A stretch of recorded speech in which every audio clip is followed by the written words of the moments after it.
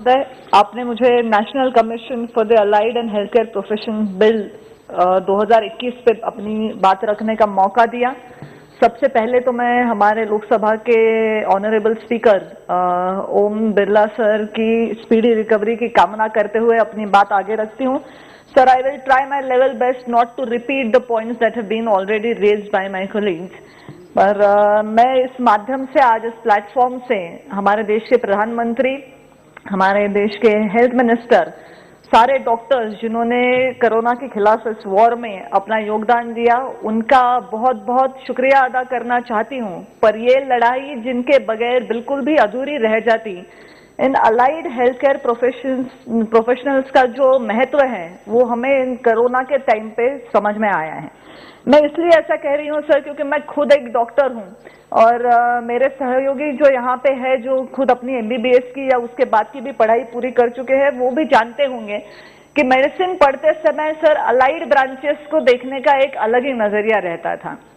I wouldn't say they're looked down upon, but they're not taken into consideration. मैं dermatologist हूँ तो मेरी branch भी मेडिसिन की अलाइड ब्रांच है। हम लोग आज तक इनको बहुत महत्व नहीं दे रहे थे, पर इस बिल के माध्यम से आज इन लोगों की समस्याओं को एक महत्व देके उनकी समस्या सुलझाने की तरफ ये एक बहुत बड़ी पहल है। कोरोना के दौरान हमें समझ में आया है कि फिजियोथेरेपिस्ट का क्या महत्व है, न्यूट्रिशनिस्ट का क्या महत्व है, रेस्पिरेटरी थेरेपिस्ट कितने हमारी जिंदगी को प्रभावित कर सकते हैं। जो लोग कोरोना से निकल करके बाहर आए हैं उनको भी इनका महत्व आज इस दौरान समझ में आया होगा। और सबसे ज्यादा जो वैक्सीन बनाने के लिए जो वैज्ञानिक है, डॉक्टर्स है, जो आगे आए हैं, उनके माध्यम से आज हम ये अलाइड प्रोफेशनल्स का महत्व समझ रहे हैं। सर, मैं एक आपसे एक्सपीरियंस शेयर करना चाहती हूँ। मुंबई जैसे शहर में जब रहते हैं और प्राइवेट लैब्स में अगर हम फोन करके घर पे किसी को बुला रहे हैं स्वाब लेने के लिए, तो फोन पे हमें बताया जाता था कि आज जो हमारा टेक्नीशियन है वो बिजी है और उसके अलावा और कोई टेक्नीशियन ये काम कर नहीं पाएगा। तो जहां हम एक तरफ पूरे देश में ज्यादा लैब्स हो, ज्यादा सेंटर्स हो, ये मांग सरकार के सामने आ रही थी, वहीं पे ये सारी लैब्स और ये सारे सेंटर्स में काम करने के लिए इन प्रोफेशनल्स को तैयार करने का भी एक चैलेंज सरकार को झेलना पड़ा। और अच्छी तरीके से हम लोग ये चैलेंज को ओवरकम करके मुझे लगता है इस स्थिति में बहुत अच्छी तरह से उभर पाए हैं।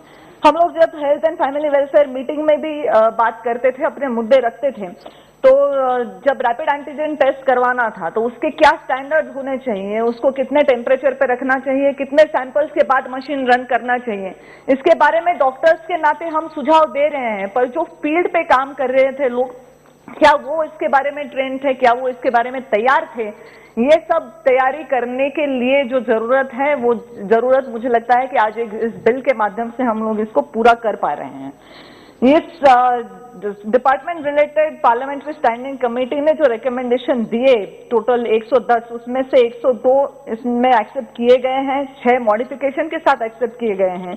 जो 2 एक्सेप्ट नहीं हुए हैं उसमें से एक सुझाव ये रहा कि स्टडी आवर्स जिनके 2000 घंटों से कम हैं उनको ministry of health and family welfare के अंतर्गत सम्मिलित करना है, जो स्किल डेवलपमेंट मिनिस्ट्री के अंडर आता है। और मैं आज विश्वस्त हूं कि संबंधित मंत्रालय इसका सकारात्मक विचार करेगा।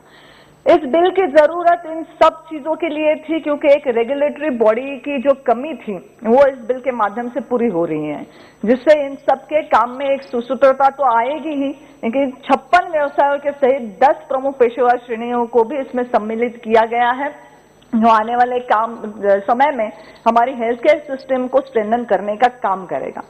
सर, इसमें सर्विसेज और स्टडीज के स्टैंडर्डाइजेशन के साथ साथ रजिस्ट्रेशन जो है इन प्रोफेशनल्स का, उसका भी प्रावधान है, जो इन प्रोफेशनल्स को ना सिर्फ रजिस्ट्रेशन दिलवाता है, उनको एक डिग्निफाइड आइडेंटिटी भी दिलाता है। और साथ ही साथ सभी व्यवसाय को अंतर्राष्ट्रीय श्रम संगठन ILO और अंतर्राष्ट्रीय व्यवसाय मानक के वर्गीकरण ISCO 08 के अनुसार कोडिंग भी करा जा रहा है, जिसके माध्यम से जो लोग हमारे देश में पढ़ाई कर रहे हैं, जो हमारे देश में काम करते हैं, उनको अंतर्राष्ट्रीय स्तर पे अपने नॉलेज का, अपने ज्ञान का उपयोग करके अपनी आजीविका को हासिल करने का एक मौका इससे प्राप्त होगा और देश विदेश में अपने लोग सेवाएं दे पाएंगे।